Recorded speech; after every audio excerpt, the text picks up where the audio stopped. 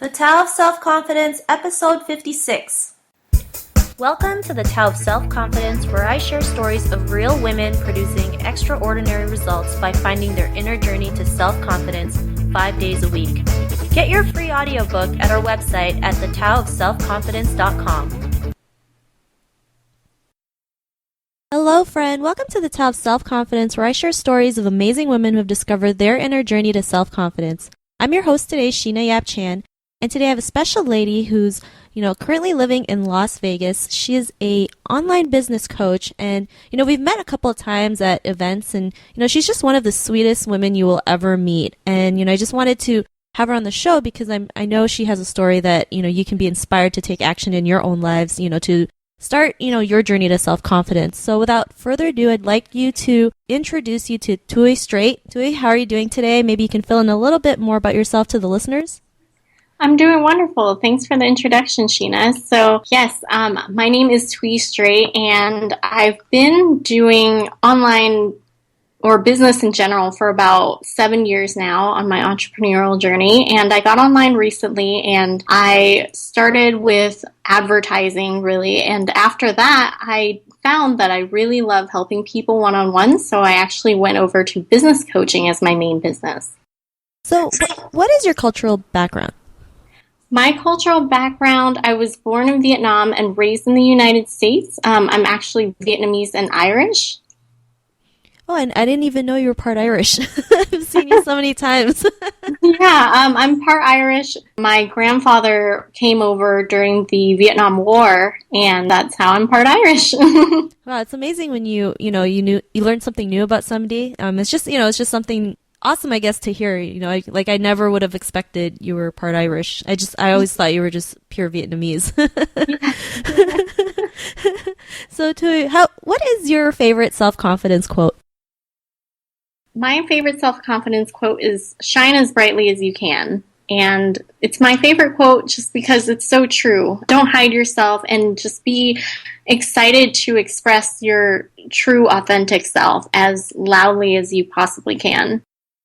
Awesome. And I like that because, especially for Asian women, we're always told not to shine. We're always told to be in the background and not make any noise. And it's 2015. It's time for women to get out there and just be able to be who they really are, right? Because when you try to be somebody else, you're just trapped in this box, right? And you feel like you can't get out. So, I really love that quote that you mentioned. And in your own words, how would you define self-confidence? I would say that self-confidence is loving yourself for everything that you are and coming to the world with your true, authentic expression of self and not apologizing for it. Thanks. I know. I think as women, we're prone to apologize for everything. Yes. I don't know if it's we've been ingrained to just apologize. Even if we accidentally bump into somebody, it's not it was intentional, but little things like that, we have to be aware, what makes us sorry for it. It's not it happened on purpose, right? Exactly. And I think it makes us drown ourselves out and be timid. But I see it from so many women that, it's stop apologizing. There's nothing to apologize for. You just open the door and, the other person try to get in at the same time. Yeah, people don't realize these small little actions can really affect your life and the way you see things. So I'm really glad you mentioned that. And what was your life like before your discovery of self-confidence? Well, before my discovery of self-confidence, I always sought validation from people around me. I was hesitant to act on my own beliefs and intuition and live a life designed for others. My parents wanted me to grow up and be a doctor or a lawyer. That's what they defined as successful. And I've actually found that my own success has come through business and entrepreneurship. So while I was living for everyone else, I felt really empty and unfulfilled, and I felt like I went through a lot of unnecessary struggles and roadblocks that I had to overcome to get where I am today. But I'm grateful that I did experience those things because I feel like it also molded me into what I am today. So I take every experience as a benefit. Thank you. And I think we have to go through these hurdles or these obstacles or these life experience just to realize how we can overcome it, how we can become stronger and be open to, different ways of living life, right? For you, being an entrepreneur, right? Instead of being a doctor or a lawyer as your parents wanted you to, right? And, parents, they don't mean to want you to be a doctor for no reason, right? I mean, they have the best intentions for you, but sometimes they don't understand maybe what you're doing. I don't know if you've ever experienced that. Absolutely. And I actually wanted to share a story that brings up my recent trip to Seattle when I went back home after school started for my son. I went to visit and the most miraculous thing happened. They saw me and they were so grateful to see me because it'd been about 2 years, and we just had a normal discussion. I told them what I was doing with my life and where I was at, that I was no longer working, because for a time I was telling them, yeah, I'm working a stable job, just so that they wouldn't question me and kind of throw me off my path. But I finally came out with it and told them what I was really doing. And all they had to say was, wow, I'm so happy for you that you found success. Like, that's all we really wanted. And when I heard those words, it was like this huge weight lifted off of me. So it's something that, I think that they want the best for you, and really they just want to see you succeed. And after seeing it manifest in my life, now they're happy to support it. That's an awesome story, because, sometimes also as, parents, right, they don't really understand what you're doing until they have to see it, right? And there's some people out there who just need to see it before they believe it. Mm-hmm. And as entrepreneurs, we're the same. We're actually the opposite, right? We already believe it before we see it, right? And, sometimes, it's like a battle sometimes, but, the more you keep doing it, the more you just keep showing up, and as people close to you see what you're doing, they'll understand, they'll come to terms with it. Sometimes they might not understand it at that time, but they see what you're doing and they know you're doing something different that could be better, right? And as parents too, right? Like, they don't know any better because of how they were raised as well. So it's I think it's always important to bring that up, because, I know, everything that, parents do, they do it for the intention of, just having a great life, right? Because they don't want you to go through hardships that they went through back in the past. And exactly. Sometimes we have to go through these hardships, right? So we can become a better person. So Thuy, what was like your aha moment when you realized, you didn't need validation from anybody, that you could be your own person, you can, have your own definition of success? Well, my aha moment that really started driving this whole adventure of entrepreneurship and living for myself was one day during my 2-hour commute to my job at a Fortune 500 company, I got struck by a double-decker city bus and a car. And my car was shoved under a semi-truck.